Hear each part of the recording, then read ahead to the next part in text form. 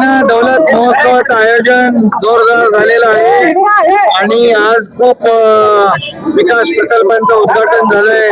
Auditorium झालंय, कोयना नदीवरचा पुलाचं झालंय, इथे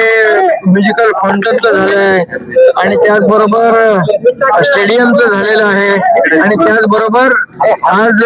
मोठ्या प्रमाणावर सांस्कृतिक कार्यक्रम देखील या ठिकाणी आयोजित केलेले. सगळे कला महाराष्ट्राची सांस्कृतिक कला या ठिकाणी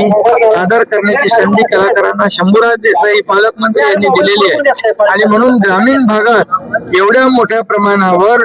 अशा प्रकारचा डोंगरी महोत्सव या ठिकाणी आयोजित केल्याबद्दल मी पालकमंत्र्यांचं अभिनंदन करतो आणि पर्यटनाच्या माध्यमातून इथला जो काही शेतकरी आहे तो दुसरीकडे नोकरी निमित्त जाता कामा नये यासाठी पर्यटनाला देखील चालना देण्याचं काम या ठिकाणी होत आहे. क्लस्टर शेतीचं काम या ठिकाणी होत आहे, वॉटर स्पोर्ट्सचं उपक्रम या ठिकाणी होत आहे, इकडे रोपवे होतोय, इकडे पूल होत आहेत. त्यामुळे या भागाचा कायापालट होईल. नवीन महाबळेश्वर इथं होतोय, त्या माध्यमातून देखील इथल्या गावकऱ्यांना त्याचा फायदा होईल आणि आमची भूमिका आहे सरकारची या भागातला कष्टकरी शेतकरी तरुण नोकरी निमित्त